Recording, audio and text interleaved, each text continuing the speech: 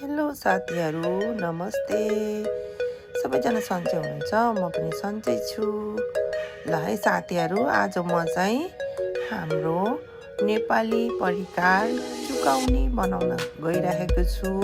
ल है त हजुरहरूले बिस्तारै मेरो च्यानललाई हेर्नुहोस् अनि सिक्नुहोस् पनि चुकाउने कसरी बनाउने भनेर। ल है त साथीहरू, अब चुकाउनेलाई चाहिने सामानहरू यहाँ मैले रेडी गरिसकेको छु। फर्स्टमा चाहिँ यो आलु पछि यहाँ खुर्सानी काटेर राखेको छु। अनि यो चाहिँ धनिया, अनि यो चाहिँ प्याजलाई लामो लामो गरेर काटेको छु। अनि यो चाहिँ हाम्रो दही, अनि यता रातो धुलो खुर्सानी, नुन, बेसार, मेथी, चिमुरको धुलो, अनि यो चाहिँ तोरीको तेल हो। यो चाहिँ हाम्रो चुकाउनेको लागि रेडी गरेको सामान हो। अब म चाहिँ चुकाउने बनाउँदैछु साथीहरू, हेर्दै गर्नुहोस् है। बिस्तारै मैले युज गरेको छु डेयरी फार्मको दही युज गरेको छु। है हजुरहरूले हेर्दै गर्नुहोस् है। एउटा बलमा मैले दहीलाई हालेकी छु। यसलाई चाहिँ बाक्लो भएर यहाँ चाहिँ मिक्स गर्नुपर्छ। अनि बाक्लो भएपछि थोरै पानी हालेर अलिकति पातलो बनाउनु पर्छ। है त म मिक्स गरेर देखाउँछु हजुरहरूलाई।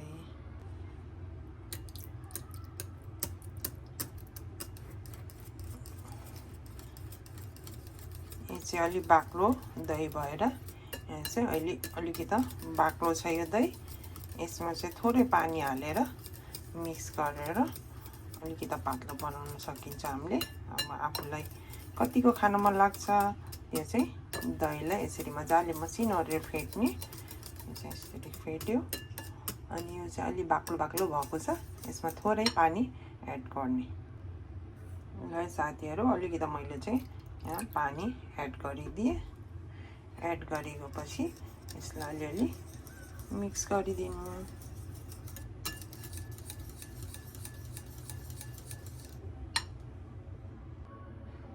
है साथीहरू, यहाँ मैले चाहिँ दहीलाई मजाले मिक्स गरिदियो।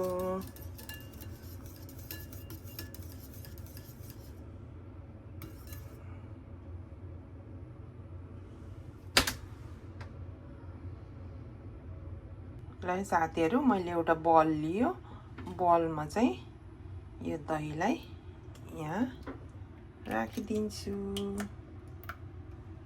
दहीलाई यहाँ राखिसकेपछि अब यहाँ चाहिँ अघि काटेर राखेको आलुलाई हालिदिन्छु दहीमाथि। यसरी दहीमा हालेपछि अनि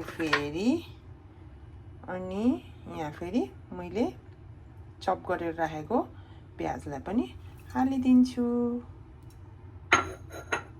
अनि यता चप गरेर राखेको धनियालाई पनि हालिदिन्छु।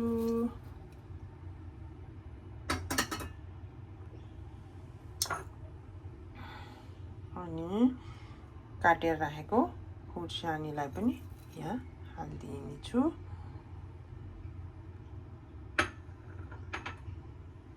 है साथीहरू, यसरी हालिसकेपछि अब म फ्राई प्यान बसाल्न जाँदैछु।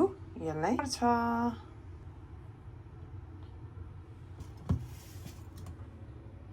अनि साथीहरू, यसमा रातो धुलो खुर्सानी पनि मिक्स गरिदिने।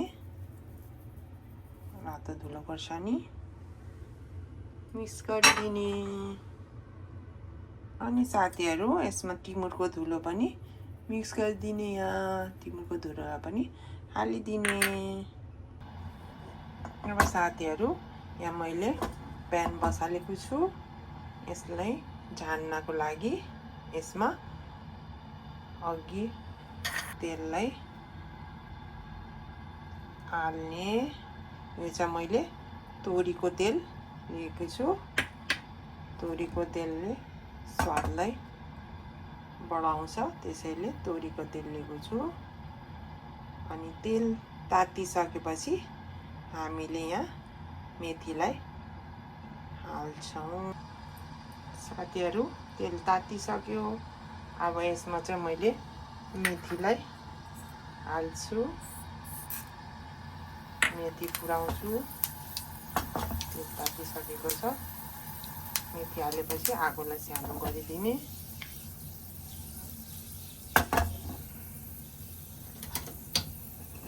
आगोलाई सानो गरिदिने। मेथी कालो भइसकेपछि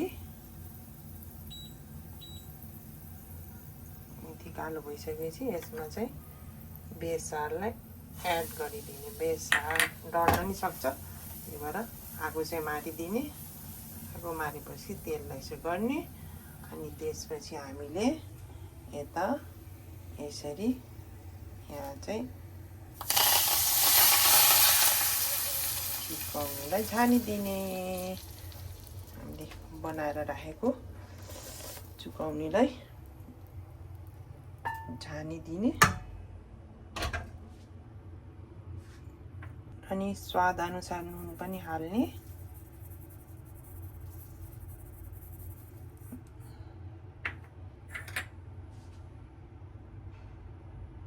यसरी हालिदिने अनि सबै कुरा यसरी हालेपछि अब हामीले यसलाई मजाले मिक्स गर्ने। अनि साथीहरू मैले चाहिँ अघि तिल देखाउन बिर्सेको रहेछ। तेलको धुलो मैले बनाएर राखेको थियो, त्यो चाहिँ देखाउन बिर्सेको रहेछ। यो तिलको धुलोलाई पनि एड गर्नुपर्छ। ल साथीहरू, मैले तिलको धुलोलाई यसरी एड गर्यो। अब चाहिँ हामीले मजाले मिक्स गर्नुपर्छ। ल है साथीहरू, अब हामी चाहिँ मजाले मिक्स गर्ने यहाँ यसरी।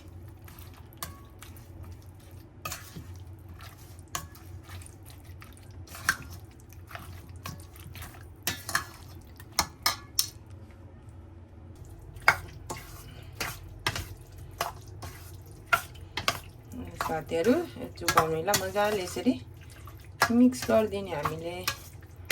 मिक्स गरेपछि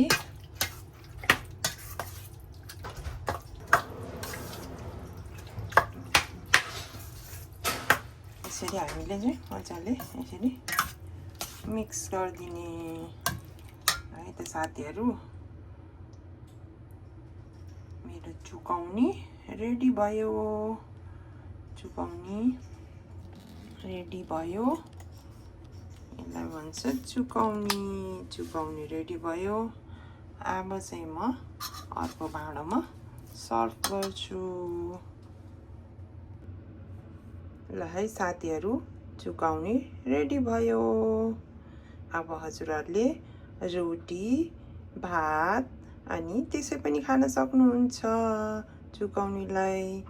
ल है त साथीहरू, मेरो युट्युब च्यानल हेरेर बसिराख्नु भएको छ भने कस्तो लाग्यो कमेन्ट पनि दिनुहोला अनि लाइक, शेयर, सब्सक्राइब पनि गर्न नबिर्सिनु होला है त साथीहरू। फेरि भेटौँला। By by.